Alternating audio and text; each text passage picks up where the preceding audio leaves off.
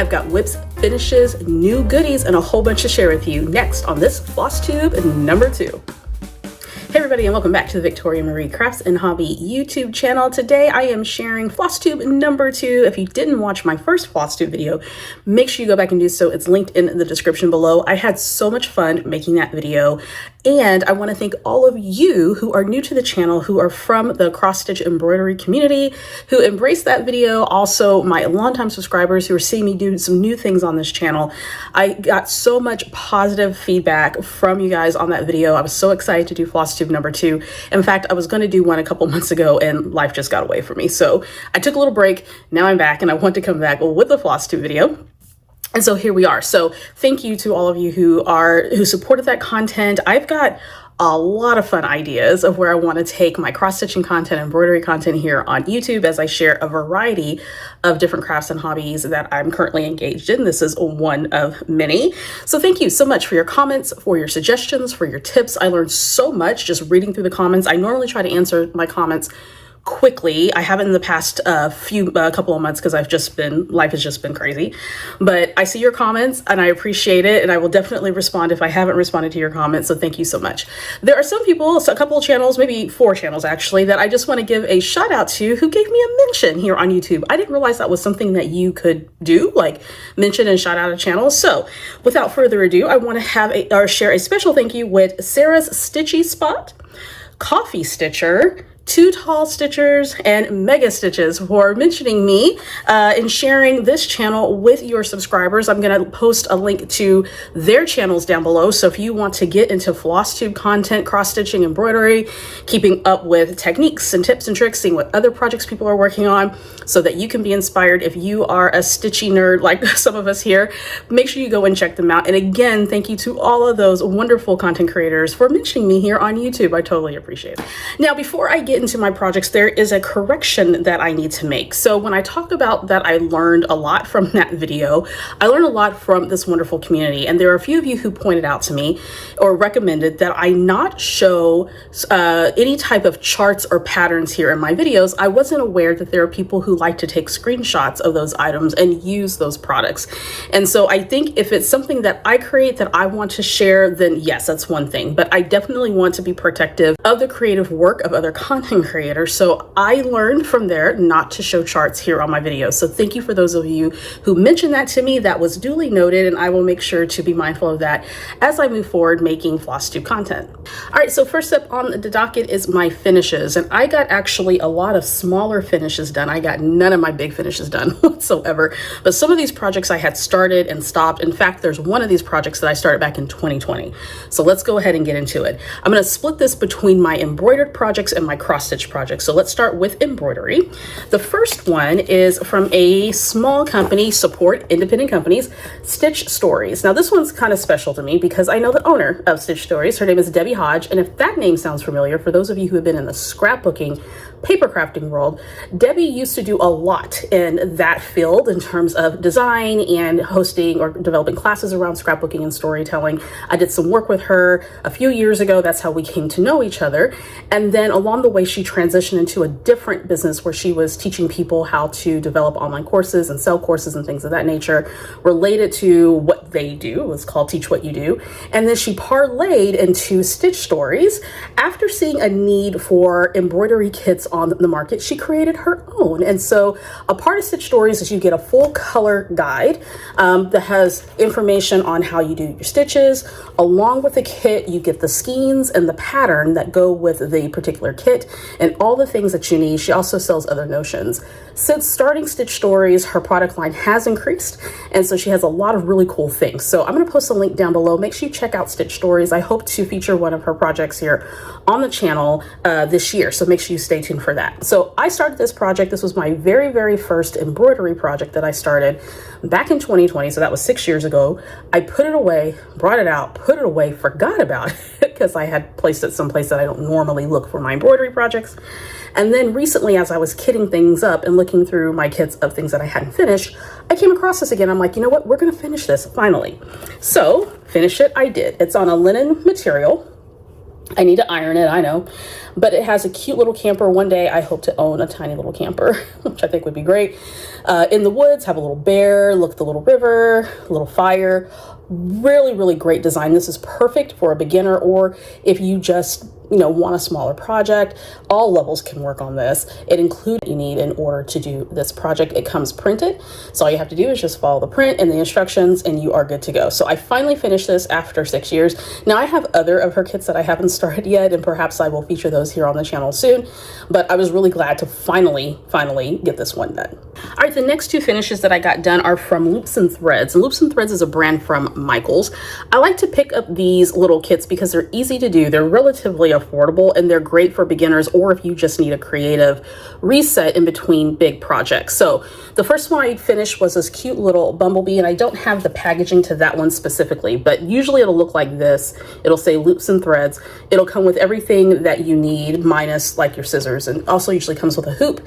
And I love this because it has beading on it as well. It's really super adorable. This is the type of project that I can sit down and do in the evening. I also found these to be particularly easy to take with me when I'm super busy. I finished this while I was waiting on my brother to have a procedure. I think I've shared on the channel that my brother was recently diagnosed with bladder cancer, and so there's been a few times where we've been with him during treatments and procedures and stuff, and so this keeps my hands busy and keeps my mind busy as we're supporting him with that. So I finished this while he was going through his procedure.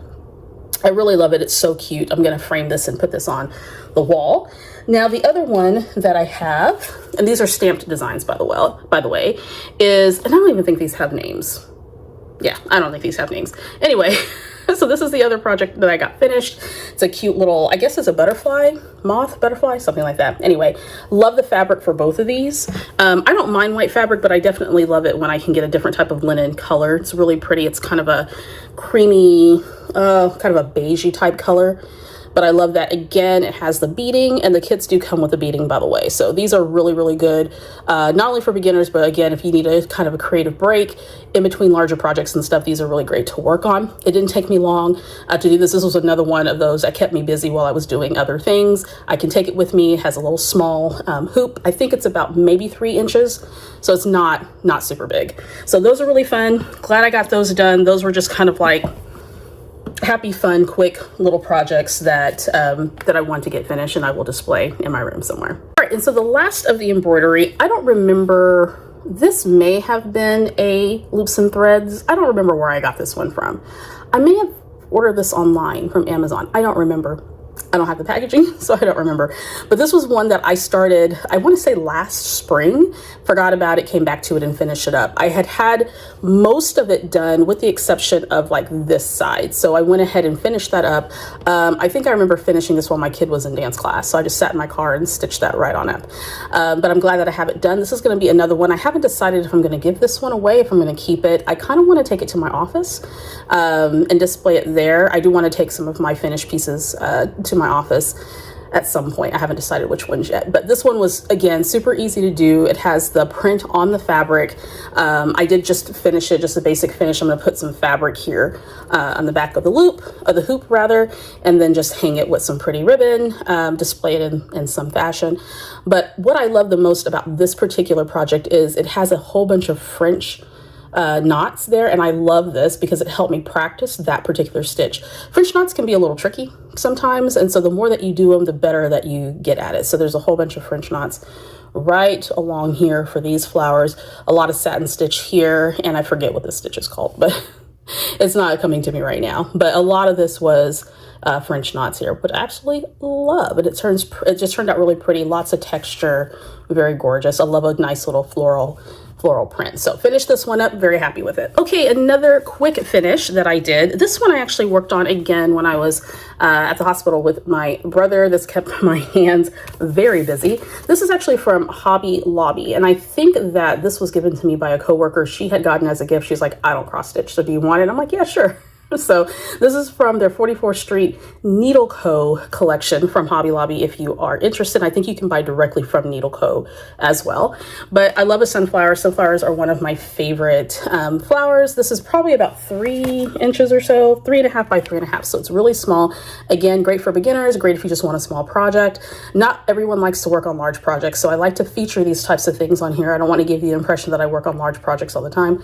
I like some small and fun and happy ones too. So love these little sunflowers. I think that, or does it go this way? Yeah, it goes this way.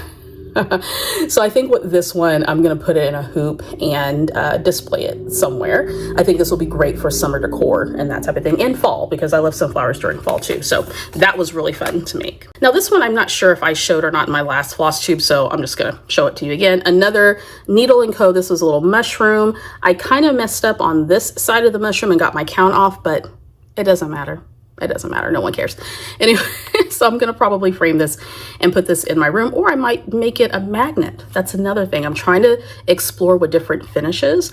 So I might turn this into a magnet of some sort and put a little frame around it, put a little magnet, put it in my refrigerator or somewhere in my office or something like that. I don't know yet. But anyway, finished that up. Super cute. Very easy. Another small, cute, fun little project. Easy, portable, and I probably worked on this when I was waiting for my kid to finish dance. I think this is one of those keep me busy type of projects that it didn't take long to finish. So there we go. All right, we're going into some of the holiday ones. Oh, actually, let me show you this one first, and then I'll go into the holiday one. All right, keeping on with the same vein of small projects, this one I almost gave up on, but I'm kind of glad that I didn't. So I found this at Michael's as well. This is one of those kits from Loops and Threads, and it's a little coffee cup. I'm pretty sure I messed up on the count because this coffee cup looks a little wonky. Also, this helped me practice doing the outlining of the image. And I mean, it's okay. It's cute. It's done. It kept my hands busy. I don't know what I'm going to do with this yet. Again, I might turn this one into a magnet as well. Don't know. Maybe I make it a small pillow. I don't know what I'm going to do with this yet. But as you can see, I have a lot of ironing to do for these finishes. That'll get done, no big deal. But this was one of those quick and happy ones that I just sat down and did, keep my hands busy. Another cute little sweet project. Also too, by the way, when you're working on these little projects, there's all kinds of finishes that you can do with these things. And as we are getting ready to approach in another few months, holiday time, some of these things you can actually turn into gifts if you are wondering what to do with those small finishes. So just a little something to keep in mind. All right, and so my last small one, I know you're probably like, Victoria, you have a lot of tiny finishes. I do, because small projects count too, right? So it's this one, this Dimensions project. I picked this little kit up from Hobby Lobby. I love Dimensions kits. I think they're great. This one doesn't have a name. I hate it when the projects don't have names. That drives me nuts, because then what do I refer them to? Anyway, it's 4-inch project, buffalo check, little deer, really cute for if this is kind of your aesthetic. I kind of associate this with the holiday season, like Christmas, winter time type of decor. What I'm going to do is turn this into an ornament and put it on my Christmas tree this year. I have some buffalo check fabric that I'm going to use to back the ornament. And I just love the idea of adding these types of elements to my Christmas tree and to my home decor throughout the season. So there we go. Of course, I need to iron it and finish it out, but this one is done. This was one of those that I took with me to keep my hands busy and to also start working through some of these things that I hadn't finished. So I had started like the top portion and then finished out the bottom portion just within a matter of a day or so. So glad I got this done. I'm going to frame him up and use him as an ornament on my Christmas tree. All right, and the last finish that I have, I actually started this project about a year ago, put it away, brought it back out this holiday season, and I put the finishing touches on it not too long ago. So here we go. This one again is by Dimensions. I want to say I got this at a craft, it's an independent craft store, I think, but I can't remember. Again, another one of those Dimensions kits. This one measures 7 by 5 and it has an adorable little penguin. I did mention this one in my last video, and she is now done. Love it, love it, love it. It turned out so cute. The longest part or the more difficult part was putting all of these different little confetti stitches here. I don't know how to do those stitches without the back looking like that.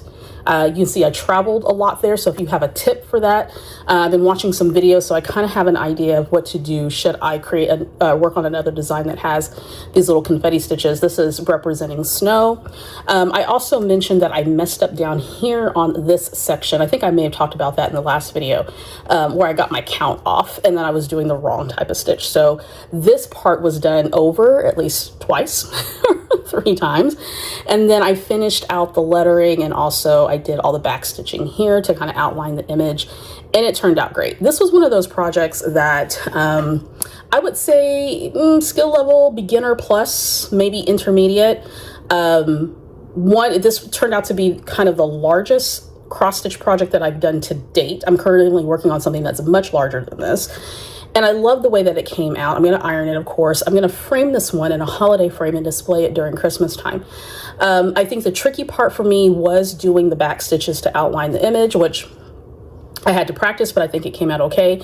And then just encouraging myself to take some creative liberties when I didn't understand what the chart was trying to communicate in terms of the design. So the lettering that's here on the letter that the penguin is holding, as well as some of the back stitching, I couldn't quite tell what to do from the chart relative to the actual project. So one of the things I always remind myself to do is you can always take creative liberties. It's your project. No one's going to know. It's okay. So I figured it out. I learned. I absolutely love it. I can't wait to get it all pressed and nice.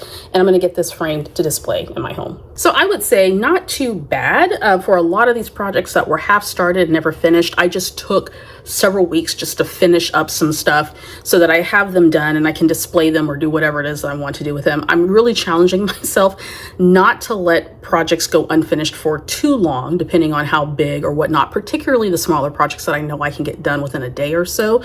And also making sure that along with my larger projects that I'm keeping some of my bigger projects with me in my project bag. So when I need a break or something like that, from my larger projects, then I have some of these smaller projects and things that I can work on too, to kind of give myself a little bit of a creative breather, if you will, in between my larger projects. So if you are someone who's been told that smaller projects don't count, that's a lie. They do count. It all counts. So get out those small projects and have fun and get them done. All right, so let's talk about some of the WIPs. I don't have a ton of WIPs actively going on right now. I'm trying to really limit myself on the number of unfinished projects I'm working on because, you know, your girl only got so much time. So continuing on from last video, I haven't made a ton of progress on this project, but I'm currently working on this project. I want to say it's called Tea Time. And I love this. This is 12 by 15, so it's rather large. This is one of the first big projects that I've worked on. And it has all these beautiful teacups and little notions and whatnot. Lots of lettering here, back stitches, border, that type of thing. So my plan is to frame this once I get it done. And right now, what I've done is on the chart is I've divided this. And so I'm currently working on this middle section here and then the border around that. I'm trying to establish the middle border so I can always orientate myself on where I'm at on the chart. So I've been able to stitch a little bit of this and a tiny little bit of the teacup, not a whole lot. So here I'm at on this project, so you can see the teacup is starting to come together, and then this little border piece that's going to cut, it cuts right across the middle of the fabric. So this is going to take me a little bit. I keep starting and stopping on this one. I need to work on it consistently because then I always forget kind of where I'm at, and then I kind of lose the flow of the project. This particular design has a lot of color variation, so it's very challenging. Maybe this wasn't the best pick for my first large project, but you know what? Dive in head first. Why not? So you can see there's a lot of color variation there, kind of switches back and forth. I thought about using this project to test out doing the parking method, but I found that the parking method confuses me to have so many stitches prepped on your fabric so you can kind of go back and forth from different colors. I just work one color at a time. I load up a bunch of my threads for the different colors. I do, you know, one particular color and then I switch out to another needle with another color. Once I get in the flow, that works for me. And so I've accepted that. So this is going to take however long it's going to take. I'm hoping that by the end of the month, I'll have this section done along with the rest of this border, and then the border part of the center piece of that particular teacup, and then I'll move on to the next little piece.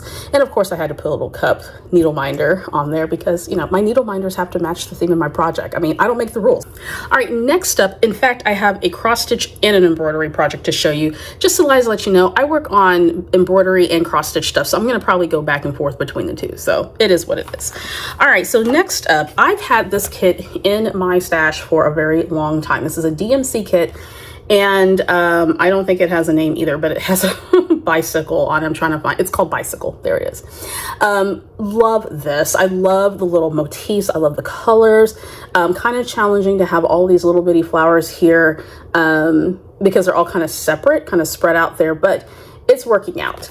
So I got started on this about a week or so ago, and so far I've gotten to the bicycle part of it. I'm going to start with the bicycle and work my way out. So we've got the seat and the bar. I'm getting ready to stitch the pedal, and then the rest of the bars for the to make up the center part of the bicycle, and then I will work on the wheels. I think what I wanted to do, or how I started this, was I kind of split the design. So I'm working on one half first and then the other half next. But this is how far that I've gotten. Love the colors, love the design on this, and I will more than likely display this somewhere in my house or maybe my office. I haven't decided yet. And of course I have my butterfly needle minder. I don't know where I got this from, but it's really cute. And I found it in my needle minder stash, so I thought that'll be cute for this particular project. As I'm looking at it, I think this will be another good one where I'm practicing traveling my stitches. Since these flowers, a lot of them aren't connected, I'm going to learn how to be able to stitch something like this without having it look really crazy in the back. To be honest, I don't really care how the project looks in the back most of the times, but I do want to try to have it at least look a little bit cleaner in the back, particularly if I'm going to be giving a cross stitch project or embroidery project as a gift. So if you have any tips on that, on how you keep the clean, at least keep the backing of your project, Lord have mercy, the backing of your project clean. If you have some tips about that, post it in the comment section below. I predict that I will be able to finish at least this part of the design within the next few weeks. This is one of those I don't want to linger. I want to actually get this one done because it's so cute, and I've had it in my stash for quite a while. So that's a DMC one. It's called Bicycle. And then in my same project bag that I have this is a design that I got off of Amazon. Amazon actually has some really cute embroidery kits. Love this. It's against a dark background. I love a dark background. It's so striking. Beautiful flowers. Yellow is one of my favorite colors. And here it just kind of tells you, it has all these different diagrams of what color to use. And of course with this, you have your printed fabric. I've started here. This was been a couple of weeks ago, but I'm going to start working on this week. Have my needle minder here. Absolutely love it. This has multiple different types of embroidery stitches. I think for this one, there's a stem stitch, lazy, daisy, fishbone, French knot, satin stitches. So perfect for whatever level. Great to be able to practice stitches, and of course it's going to look beautiful against this black fabric. If that's not showing up on your screen very well, this is black. It may look blue or some other color to some people, but this is actually black, and I love how the colors are just gonna pop. I'm also practicing layering these stitches. I'm not great at this yet, but to kind of give sort of that layered variegated look, I'm practicing that on this particular project because there's a little bit of that here, but so far so good for this particular project. So this is by, I don't know what company this is by. It doesn't say. It just comes with this chart. So found it on Amazon, thought it was great. I've had this in my stash for quite some time. So I'm glad that I actually started on it, and I can't wait to display it. This one I'm not giving away. I'm definitely gonna be displaying this one with the dark fabric. Let me know if you like working on projects with dark fabrics or different color fabrics. I think it just makes the project look, you know, fantastic. So there we go, another whip. And lastly, there is going to be another video that I'm going to actually talking about vintage projects. So one of the things that I've been wanting to do for a very long time was to start a collection of vintage cross stitch and embroidery projects. As I'm learning more about the history and the mechanics of needlework, I love the idea of being able to create projects that were conceptualized many years ago. And when I was younger, I used to pour through my mother's cross stitch charts, and she's been cross stitching for well over 50 years. And so some of these charts that she has date back into the 1980s and the 90s when I was coming up. And you can probably, depending on where you look, find stuff that's much older than that. So if you're somebody who likes collecting vintage things, then you'll probably like this as well. So when I was at a creative reuse shop recently in Denton, Texas, I came across this this vintage. I think vintage is anything over 50 years. That makes me sad. Or up to 50 years? I can't remember. Anyway, this Dimensions design, and look at that. It is so cute. So it's kind of a sampler, I guess. It says Busy Hands, Happy Heart is the name of the design. It was designed by a woman named Lynn Walters Busa, B-U-S-A. And this is a 12 by 18 size without the mat, and 16 by 22 with the mat as shown. This was actually produced by Dimensions in 1994. So I was in elementary school in 94. Wait, no, I wasn't. I was in junior high in 94.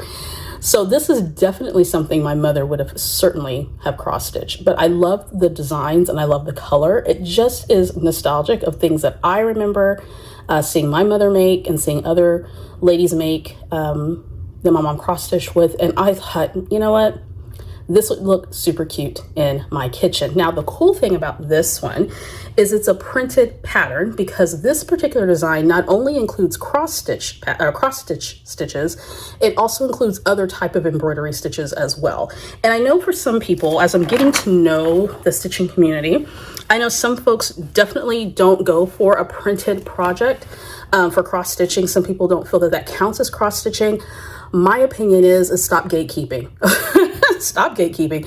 Stitching is stitching is stitching. So whether you do counted stitching or stitching using a printed fabric, stitching is stitching. So this one has a printed fabric, and of course it's really big, and I have it all hooped up right now. I also have these little fabric, I don't know what you call these things, fabric minders, I don't know. You can also put your needle on here to hold the extra fabric in place while I'm stitching. And so I started here on this part of the design, and that is a little seed box, and it has a flower on top of it. So I started right here in the center section. So my goal is to stitch the center part of this and work my way out to the top and then my way down to the bottom. I love printed cross stitching because it doesn't take super long, and you don't have to count technically whenever you're doing a printed project. Also, the design is really cute. So I didn't shy away from this. I did have to wash this particular kit because she was a little musty. So I gave the fabric, it's a linen fabric, a nice little lukewarm bath with a little bit of Dawn soap and a tiny bit of baking soda. And then I also washed and kitted up the threads that go with this one. You want to be careful, I've learned, whenever you are washing fabric or even washing your floss, for being careful for bleed. Also too, it depends on the material that the floss and the fabric is made out of. So always check washing recommendations if you are needing to wash your fabric, particularly if you're buying some of the older fabrics and things of that nature. I probably venture to guess that this particular kit was probably sitting in someone's house or garage for a while, just by the way that it smelled when I got it. But washed up the fabric, pressed it up, smells great.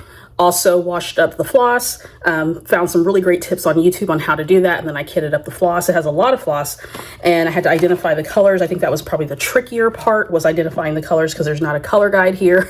So the recommendation was look at the floss in the daylight so you can determine what color it is. So I'm like, That didn't help, but I got it worked out. So anyway, this is how far I've gotten with this particular project, and I cannot wait to stitch some more. I'm going to work on this week. I've got some travel coming up, so this is definitely something that's going to come with me.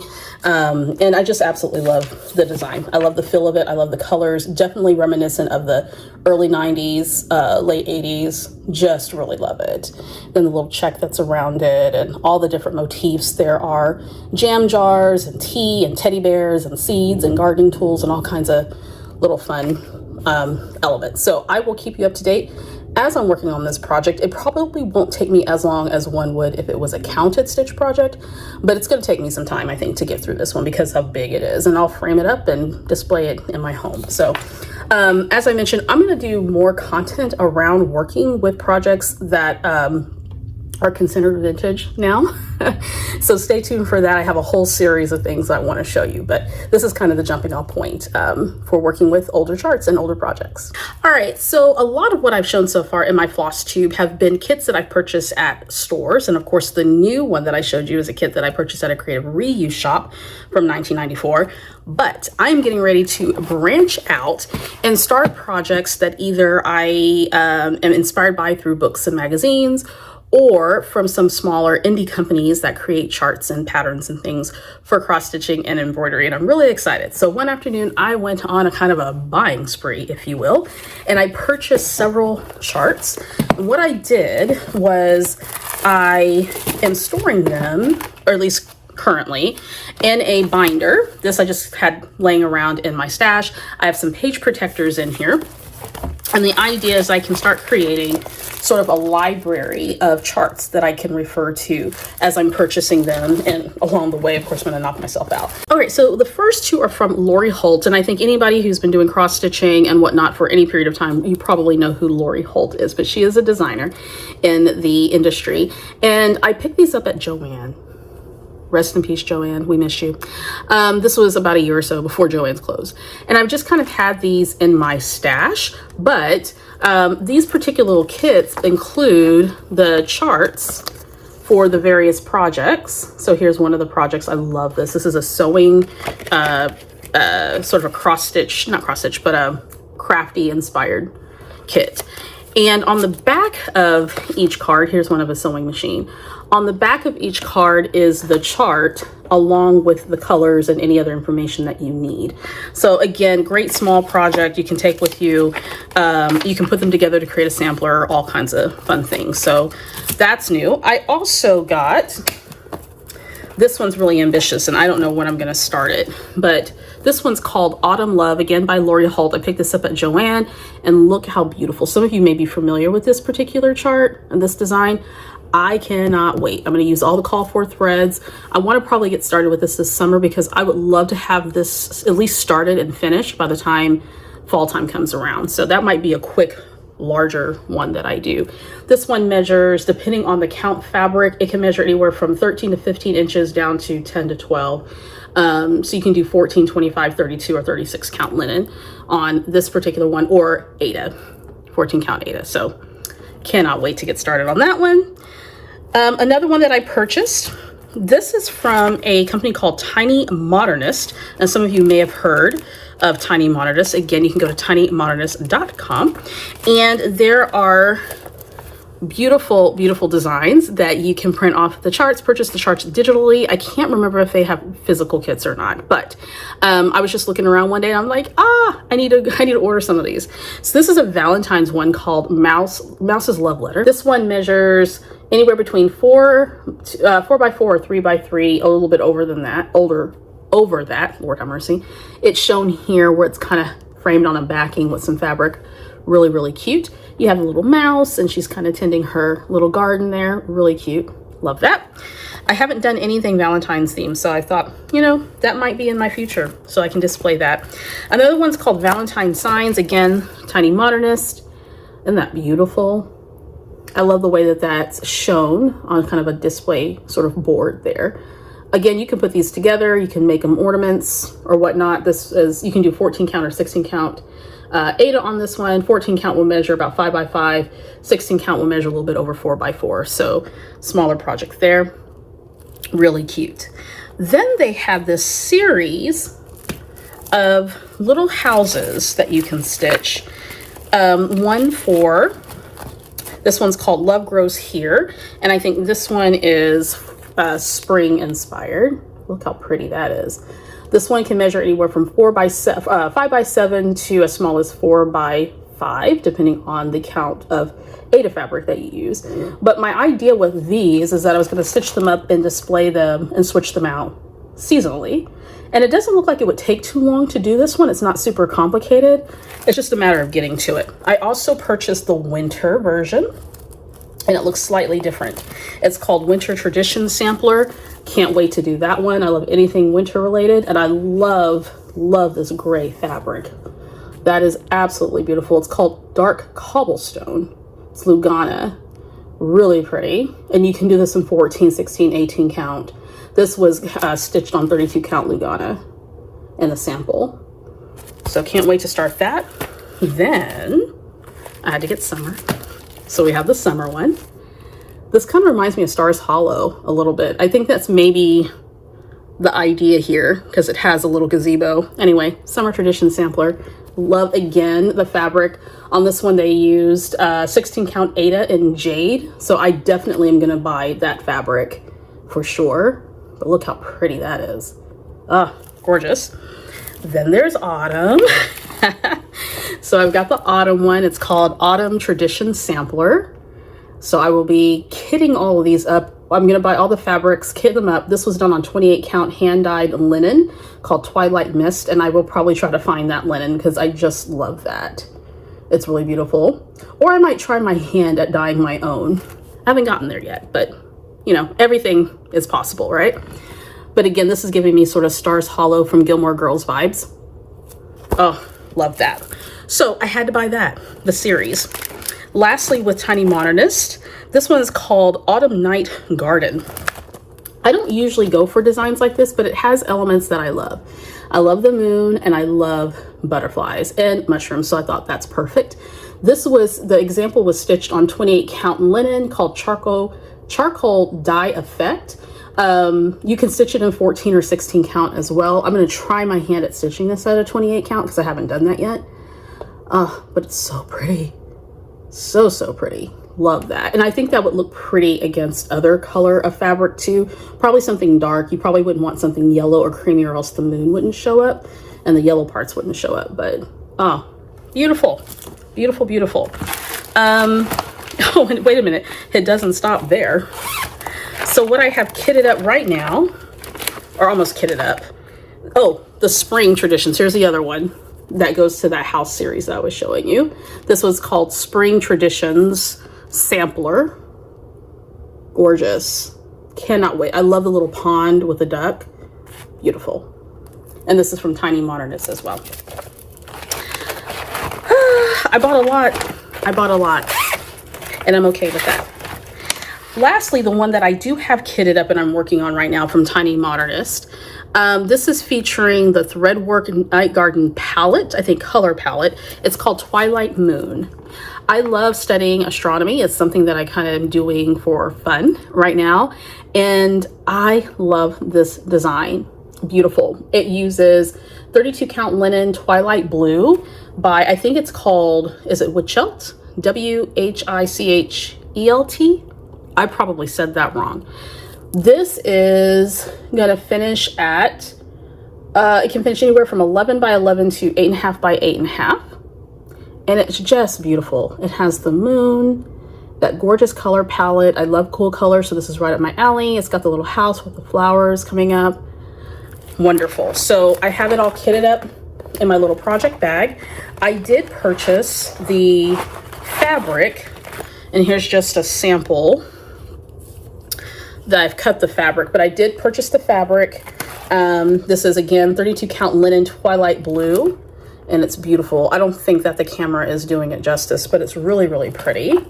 Love that. And I got this from, was it 123 Stitch, which is located here in Texas, Louisville, Texas. There we go. If you needed some information from that, 123stitch.com. They only have their it's not a walk-in where you can shop. So if you live locally, you can go and pick up your orders from there. Otherwise, it's just their distribution center. I found that out the hard way by going. I thought you could actually shop there. So I was really excited, and I get to Louisville, Texas, which I don't live too far from, and noticed that was just their distribution center. So you can go and pick up orders there, but they don't have a storefront for customers. I also got the floss. That's good to go. And I hope to start this by the end of the month because I'm really itching. I'm chomping at the bit to get this one done. So I bought all of those from Tiny Modernist, and there's a lot of other shops and things that I want to check out, but you know, there's only so much time and only so much money. Alrighty, next up, Caterpillar Cross Stitch from our folks across the pond in the UK. Some of you may be familiar with Caterpillar Cross Stitch. They are also here on YouTube. I bought this project, no, I brought this on the same day that I bought the Tiny Modernist, but this is a project from 2025 that they featured. And I remember seeing it on their website, and I was going to buy the kit, but because of taxes and shipping and all that, shipping stuff internationally to the US and vice versa, it just cost a lot of money. So I decided to get the digital pattern, the digital chart, and then I'm going to get all the call for threads. And I love this little scene. I love anything with houses that's based on seasons or holidays. This one is definitely going to be one that I frame and I display during the holiday season, or I might turn it into a pillow. I haven't decided yet. I haven't turned any of my projects into pillows yet. So this one measures, if you're using 14 count, it's 14 by 8, 16 it's 12 by 7, or 32 count, it's 12 by 7. So this can be a kind of a larger project. I do like how it's sort of displayed on that easel there. So that could be another option too. And you can do a nice little backing for that. So very cute. And then the last one that I wanted to show, I told you I bought a whole bunch of charts. This one I also purchased the threads for as well. This design was from 2025, but I bought the digital chart. Again, this is from Caterpillar Cross Stitch. They do have a YouTube channel here, by the way, and they are a wealth of information. Look at those little houses.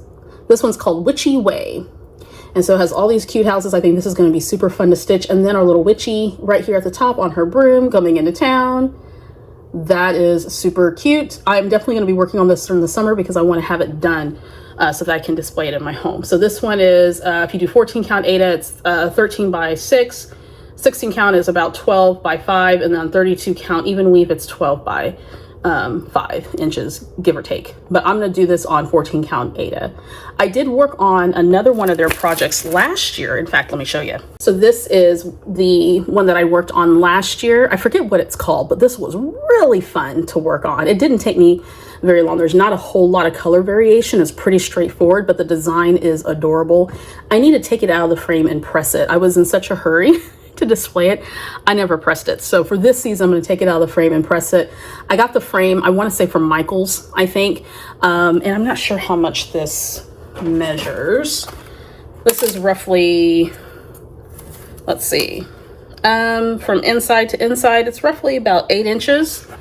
So yeah, very, very cute to display during the fall holiday season. So at least for this one, is called Witchy Way. I've got the floss. I'm going to get the fabric and have a lot of fun stitching that for the holiday season. So lots of new charts to have a lot of fun with. When am I going to find time to stitch all this? I don't know. I don't know, but I have it and it's fun, and I can't wait to sort of break away a little bit from store-bought kits and start using some of these charts and things that I find in the magazines that I love to read about cross-stitching and some of the books that I've been collecting. So speaking of books and magazines, let me show you what I purchased recently. All right, first up, some of you may be familiar with the Ultimate Cross Stitch magazine. This is produced in the UK. This is one of my favorite magazines that I like to purchase. I don't have a subscription. I probably should get one because I usually purchase this anytime there's a new edition. Called Ultimate Cross Stitch Travels and then Ultimate Cross Stitch Gardens. Lots of really great designs in both of these magazines. So I buy mine at Barnes & Noble. Definitely you can go on their website if you're looking for a magazine. Here's an example of one of the designs. Isn't that beautiful? It has sailboats. Just gorgeous. This one's called Smooth Sailing, and it's designed by a lady named Joan Elliott. Gorgeous, gorgeous, gorgeous. And then out of the cross stitch, the Ultimate Cross Stitch Gardens, here's one that I just stopped me in my tracks when I looked at it. It's called At the Bird Table. Gorgeous. I don't usually stitch a lot of things with animals or birds on it, but I'm kind of getting into it. And then another one I'm going to be stitching right away. I could not pass this up. Look at those little fairies and stuff. This one's called Garden Helpers. It's designed again by Joan Elliott. Just beautiful. So lots of inspiration there. Definitely a lot of projects I would like to work on. Now, as I mentioned earlier, I do want to do a series on vintage stitches, vintage cross stitching, that is, and vintage charts. And so I've been slowly kind of curating a small little library of books and resources of older patterns, which I guess we can call either older patterns or vintage, depending on how old they are. So I picked up some cross stitch books. There are some of these that were produced by Better Homes and Gardens. Craft Ways is another one. So I picked up 3 books recently from Half Price Books. I always recommend trying to find these books at like a half price or discount bookstore, flea markets, that type of thing. But this is what caught my eye. Look at that. Wouldn't that be beautiful to stitch for the holiday season? Absolutely gorgeous. Some of you may be familiar with these books if you've been stitching for a while, or if you're like me and had a parent who stitched a lot and would have these books around. I used to pour through these, absolutely loved them, even though I was a little intimidated to try to cross stitch because I thought it was more complicated than what it is. But these projects, you'll have the project image. I don't want to show the charts, but the project image, a little bit from the designer, and then it has the corresponding chart that goes with it. So this is another great way if you're looking to be inspired and you want some older designs. Some of these designs stand the test of time. Like you wouldn't, that particular design doesn't look older to me. This particular book is not super old. This is from 2012. So I don't believe in that something kind of gets outdated. Look how beautiful that is. Like you could probably see something like this in a current magazine. Absolutely gorgeous. So I am creating a small library of some of these older books.